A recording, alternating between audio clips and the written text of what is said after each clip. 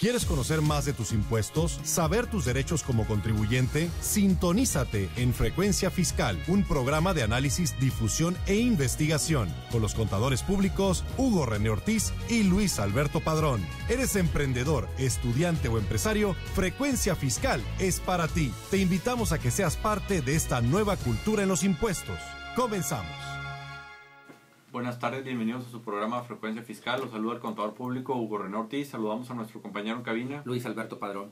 ¿Qué tal, Luis? Y bueno, pues les saludamos desde esta calurosa tarde aquí del Campus Monterrey.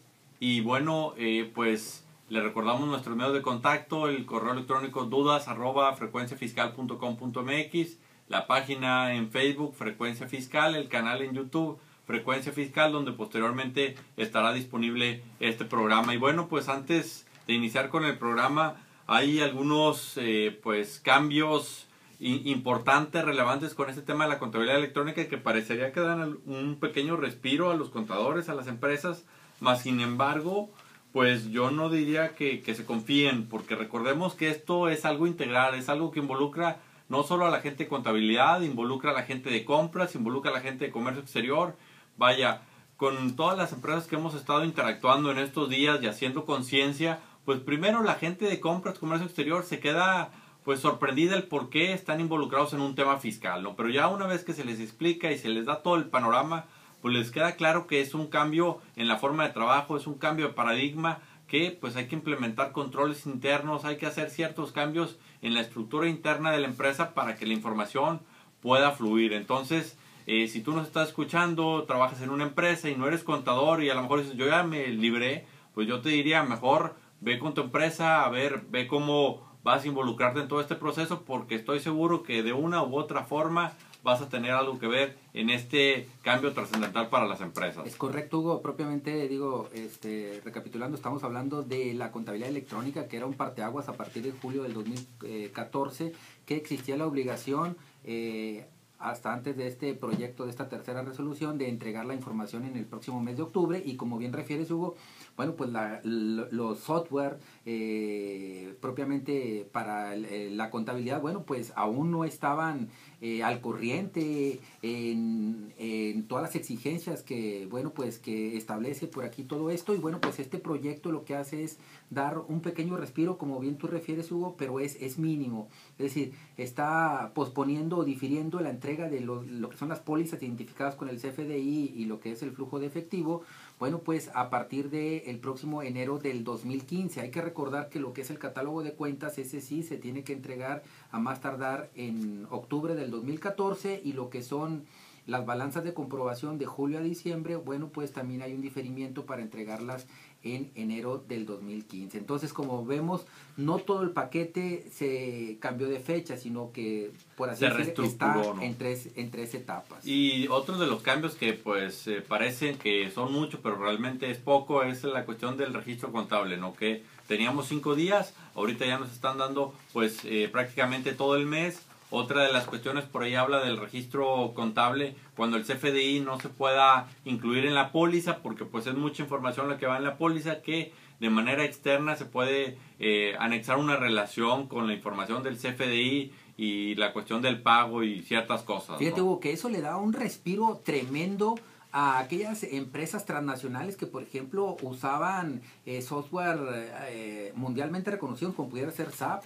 Empresas que manejaban, digo, porque nos acercamos con ellas, y bueno, pues tenían sistemas contables extranjeros y que obviamente no iban a poderse adaptar a el requerimiento que exigen las leyes mexicanas. Entonces esto les otorga un respiro para, de manera paralela a su sistema contable, bueno, pues en un momento determinado generar el papel de trabajo respectivo e identificar esto. Pero prácticamente ahí estaríamos ante una doble contabilidad, que suena así medio burdo el tema, pero sí necesariamente, bueno, pues tendrían que estar identificando de manera por separada en un papel de trabajo estas pólizas, identificando el CFDI y la forma de pago, que en la forma de pago de momento también era cierto. Un grave problema, Hugo, identificar de qué chequera fue el origen, cuál es el destino, el nombre del banco, la fecha, etcétera, el tipo de moneda y demás. Y bueno, pues ahí también arroja una oportunidad de ponerle el NA de no aplica. Así es, sí, vaya, son pequeños cambios, pero hay que tenerlos en cuenta y no hay que confiarnos, porque esta es una labor titánica para todas las empresas. Entonces, pues prácticamente tenemos más tiempo para ponernos al día con todo esto, porque sí, la carga de trabajo, como decíamos al inicio, involucra a toda la empresa. Hugo, y otra de las notitristezas adicionales, bueno, pues por ahí algunos contribuyentes están recibiendo vía correo electrónico por parte del SAT, bueno, pues algunos comunicados en donde voy a leerlo textualmente, Hugo, si me permites. Adelante. Dice la autoridad: luego de analizar la información de los recibos de nómina que has emitido a tus empleados, el SAT encontró las siguientes inconsistencias. Comprobantes a trabajadores cuya clave en el RFC es inexistente. Te invitamos a reponer dichos comprobantes y cancelar aquellos que estén en este supuesto, ya que los que estén en esas condiciones no son deducibles. Hay que recordar, estimado radioescucha, si tú ya estás timbrando la nómina y pensabas que ya estabas del otro lado del charco porque ya habías realizado esto, oh sorpresa, esto en su momento, Hugo, lo abordamos. Así y es. es un requisito previo al timbrado de la nómina que se certifique y se valide ante la autoridad que el contribuyente, en este caso el trabajador, el asalariado, bueno, pues haya una prealta, por así decir, ante el Servicio de Administración Tributaria. Y si este no está, ¿por qué? Porque hay algunos sistemitas que te generan la homoclave respectiva y dices, ya brinqué el obstáculo, ahora sí el sistema me permite timbrarlo, oh sorpresa, dice la autoridad, no aparece en mi base de datos, por lo tanto, ahorita estás en un grave problema porque tendrás, imagínate, Hugo, cancelar esos timbrados respectivos y volverlos a generar con el RFC correcto. Así es, sí, son estos pequeños cambios, pero que pues generan dolores de cabeza, ¿no? Y bueno, Luis, como si esto no fuera poco, el tema del día de hoy, la lista negra del SAT, ¿no? Parece que estamos en una época de cuestión de terrorismo y en el cambio fiscal, pues sí es bastante radical, Hugo, la postura de la autoridad. No sé en tu caso, pero algunos clientes dicen, oye, ya temblamos cada que llega un correo tuyo en circular, informativo y demás, dice, híjole, tratamos de no abrirlo porque, bueno, pues la información es temeraria por parte de la autoridad. Así es. Esto está evolucionando, pero no está mitigando en un momento determinado, no está haciendo mejores negocios, no está facilitando la manera de tributar, está incrementando las horas hombre y demás, y bueno, pues creando unas complejidades. Esto de la lista negra, bueno, pues ahorita lo vamos a descomponer en todos sus atributos, pero obviamente es el tema de que va a traer una serie de perjuicios, una serie de alcances de manera negativa para aquellos que estén involucrados de manera directa, es decir, a los que aparecen o aquellos que interactuaron con estas personas. Así es, sí. Primeramente tenemos, digamos, el artículo 69 del Código Fiscal, que por ahí te dice que cuando la autoridad tenga de su conocimiento información privilegiada del contribuyente al hacer uso de sus facultades de comprobación, pues primeramente esa información es confidencial, no la va a poder proporcionar, va a tener que tener salvaguardada esa información, ¿no? Y pues por ahí dices, todo está bien, suena bien, ¿no? Mas sin embargo, hay ciertos casos donde esa confidencialidad y ese privilegio de información se pierde, ¿no? Es correcto, sí, esa reserva en cuestión de la información, dice la autoridad, no te la voy a otorgar. ¿Por qué? Porque no es un derecho, no es una facultad que tenga delegada el gobernado.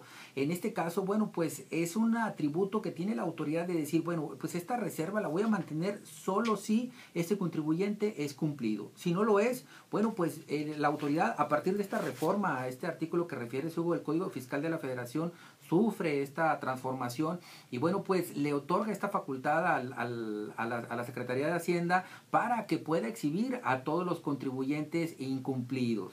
Así es, sí, y dentro de esas características de incumplidos, por ejemplo, Luis, tenemos que, pues son aquellos contribuyentes que tengan a su cargo créditos fiscales firmes, ¿no? Otra de las características es que tengan a su cargo créditos fiscales determinados que aún siendo exigibles, pues no se encuentran pagados o no se encuentran garantizados. Así es, Hugo. ¿Cuáles son los créditos fiscales firmes? Que son los que aparecen en el artículo propiamente 69 y que se descompone en 69b.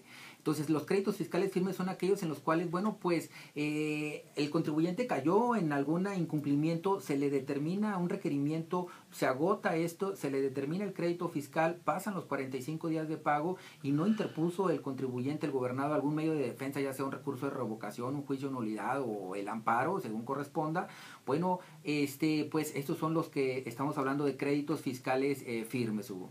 Así es. Y bueno, también, como si esto no fuera suficiente, algo muy común también, aquellos contribuyentes que están registrados en el RFC y se encuentran como no localizados, que es algo muy común, que a veces eso pues no depende del contribuyente, ¿no? Entonces, esta pequeña situación pues ya hace que el fisco pueda proporcionar la información del contribuyente. Esos, Hugo, caen en el artículo 69B, que allí está un poquito más grave el asunto. Es decir, en el 69 caen aquellos que tienen créditos fiscales que ya referías ahorita, ya sean firmes o no pagados, los que tienen, por ejemplo, alguna sentencia condenatoria, ¿verdad? ¿Por qué? Porque, bueno, pues vía auditoría a lo mejor le iniciaron facultades y le encontraron algún registro de operaciones contables de manera indebida, algún sistema contable alterado, etcétera, ¿no? Alguna determinación de pérdidas fiscales declaradas pues con falsedad de datos.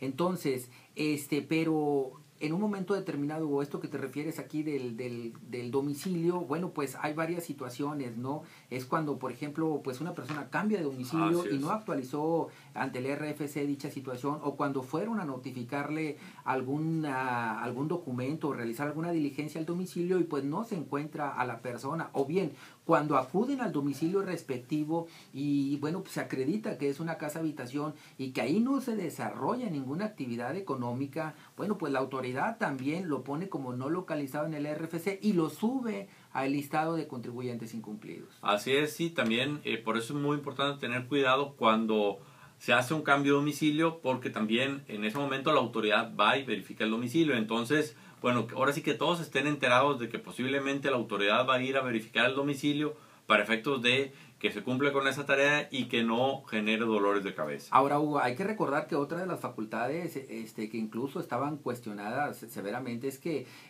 las autoridades hacendarias estaban acudiendo a estos domicilios de estos contribuyentes con estas situaciones y estaban tomando hasta 4 fotografías de distintos enfoques del establecimiento para dejar documentado incluso la oposición, la geolocalización del domicilio, para dejar que allí estuvo el contribuyente y que la fotografía fue tomada en el domicilio que se refiere, y bueno, pues para incluso un cuestionario respectivo para referir que era una casa habitación que no se desempeñaba la actividad económica correspondiente. Así es, y bueno, Luis, eso son un caso de contribuyentes, ¿no? Tenemos otro caso de contribuyentes que es el artículo 69B, que es cuando la autoridad detecte que un contribuyente ha estado emitiendo comprobantes sin contar con los activos, con el personal, con la infraestructura, con la capacidad material directa o indirectamente para prestar los servicios, producir, comercializar o entregar los bienes que amparen los comprobantes que expida, ¿no? Entonces,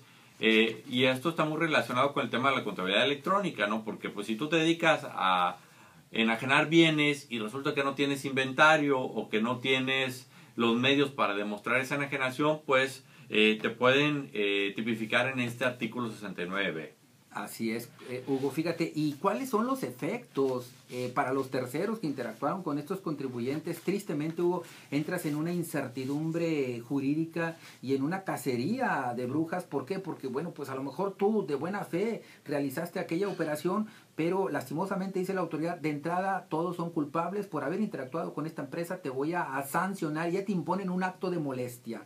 ¿Cuál es que todas las operaciones comerciales que se hayan realizado con aquellas personas que caen en este supuesto que referías, bueno, pues no va a producir efecto fiscal alguno? Esto quiere decir que la compra que realizaste no lo va a hacer, el IVA que te acreditaste no lo va a hacer, entonces prácticamente es la nulidad del acto y en un momento determinado pues puede poner en serios aprietos al contribuyente que de buena fe, insisto, interactuó con esta persona que cae en este apartado de la lista negra. Así es, sí, aquí en este caso pues digamos tienes 30 días, ¿no? Y tienes dos caminos. Uno, en esos 30 días, una vez que el tercero con el que interactuaste está en esa lista negra, bueno, puedes tú acudir a la autoridad y demostrar que la operación se llevó a cabo, que el bien se enajenó, etcétera, o de lo contrario, puedes utilizar esos 30 días para corregir tu situación fiscal. Entonces, de entrada, para efecto de la autoridad te dice, pues esto no existe, entonces o me demuestras que sí existió o te regularizas, ¿no?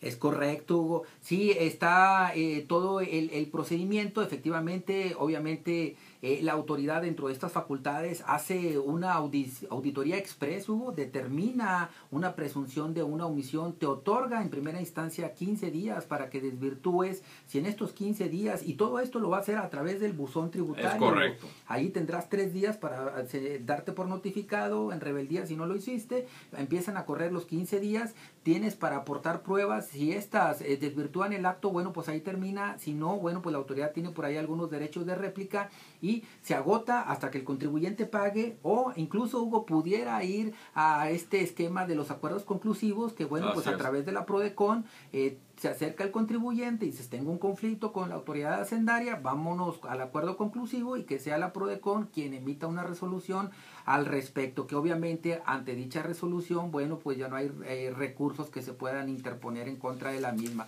Fíjate, Hugo, y como comentario, estaba observando los oficios derivados de este 69B, donde, bueno, pues se listan todos los contribuyentes que caen en los supuestos que ya analizábamos, Hugo, y los emitidos en enero, febrero, abril, mayo, junio, julio. Bueno, pues tienen unas características particulares, pero propiamente el emitido ahora en agosto, bueno, pues al final, al calce del mismo, trae una leyenda que me llamó la atención, que refiere que el presente acto administrativo ha sido firmado mediante el uso de la firma electrónica avanzada del funcionario. Ciertamente, ¿qué está pasando a través del buzón tributario, Hugo? Bueno, pues hay que recordar que anteriormente, bueno, pues se tenía que notificar y se tenía que dejar un citatorio en el establecimiento del contribuyente, que hubiese testigos, que la firma fuera autógrafa y no facsimilar. ¿Y por qué? Porque ahí se desvirtuaban todos estos escritos y diligencias. Entonces, aquí la autoridad yo creo que se da cuenta que en estos primeros oficios, bueno, pues les quisieron interponer algunos recursos, desconociendo que el documento viniese con firma autógrafa, y bueno, pues aunque eso no le quita las características respectivas, bueno, pues sí refuerza de que si bien no viene firmado de su puño y letra, sí trae la firma electrónica avanzada del funcionario competente respectivo, es decir, tiene todos los alcances jurídicos respectivos, es decir, que no se puede interponer recurso alguno argumentando que no viene la firma autógrafa del funcionario competente. Así es, sí, Luis, como lo comentas, pues la autoridad ha estado depurando su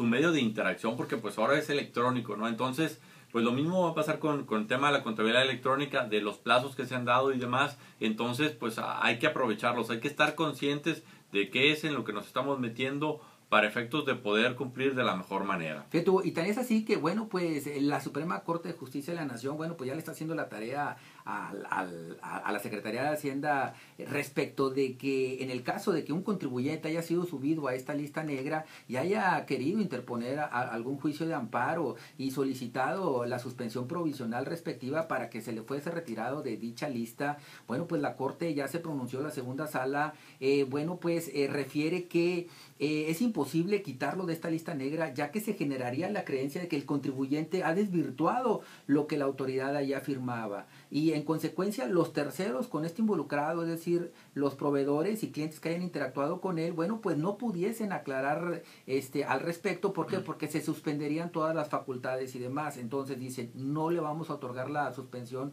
provisional a aquellos contribuyentes que están en la lista negra por estas confusiones que se pudiesen realizar. Es decir, que no se puede conceder ya que no se pudiesen realizar las aclaraciones respectivas. Entonces es otro bueno, pues punto en contra para aquellos gobernados que se sentían agraviados por estar en la lista negra y bueno, pues difícilmente podrán obtener una suspensión a su favor. Y bueno, Luis, también hemos visto que en la práctica esta información, pues como lo hemos comentado, está disponible en la página del SAT. Sin embargo, su forma de consulta en ocasiones no es muy accesible.